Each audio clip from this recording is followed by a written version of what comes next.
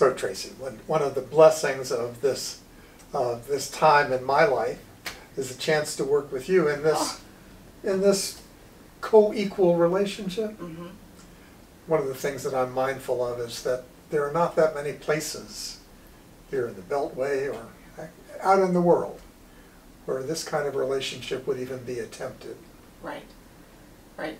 You know, one of the interesting things, and you probably don't know this, one of the reasons I think that I was chosen for this role is because coming out of government, I was supposed to be working in a co-equal relationship, and it failed miserably. And one of the reasons I believe that it failed miserably is because it didn't get continued support. There was always an uplifting of one over the other, and it created a lot of chaos. So I was very grateful in interviewing here and then coming here that there's a commitment to actually doing it. It hasn't been easy, but at least the commitment has been there, and I agree it's entirely unique.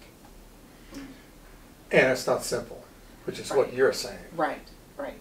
One of the things that I'm mindful of is that we bring all of ourselves into this relationship. Mm-hmm. And that can be complex because I come in as a male-identified person, and out in the world, that gives you privilege that's simply not available to you. Right, right. And also part of that dynamic, Bill, we just have to be honest.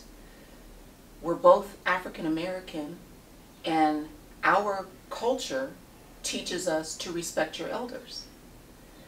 So then that presents another complexity for me, where we have a co-equal relationship, but internally, I'm always having to make the adjustment, like this is my co-equal partner and not my elder and someone that I must defer to. So my natural inclination is for that to feel disrespectful, but it's not. It's not the nature of what our relationship is supposed to be in this setting. Absolutely. And one of the realities is that none of us come into this, neither of us, nobody else, comes into this with good habits about what this kind of collaboration is supposed to look like. Right. What are the boundaries? Right. When do you say, oh, wait a minute, time to stop, we need to look at this. Mm-hmm. We don't have good habits, so we're kind of building it as we live it. Right. But we've been lucky so far, or I have, with Reverend Hardy's, and then with Reverend Rollins, and then now with you.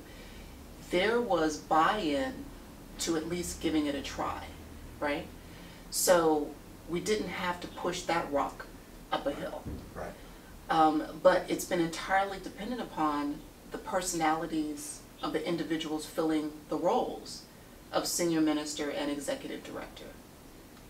And that's been one of the complexities that, starting with Reverend Rollins, we began discussing with the board, like how do we bake this co-equal relationship into the systems of All Souls? And parallel to that, how do we inform the congregation about the shifting of the roles and the relationships?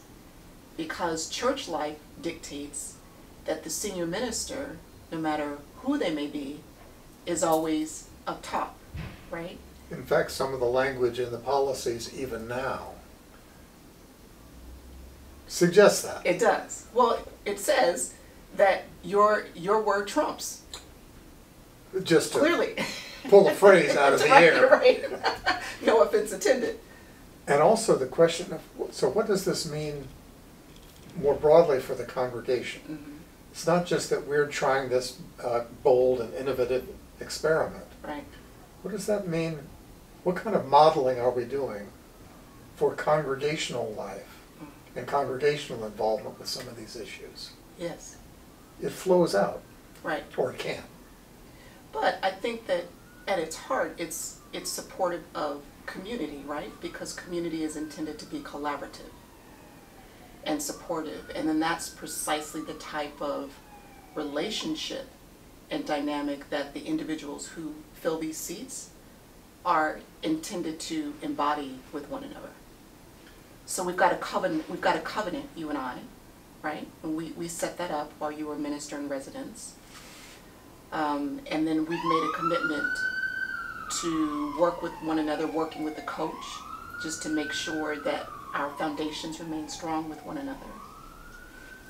What are some of the other ways that you have in mind during this transition year to solidify the co-equality of the relationship?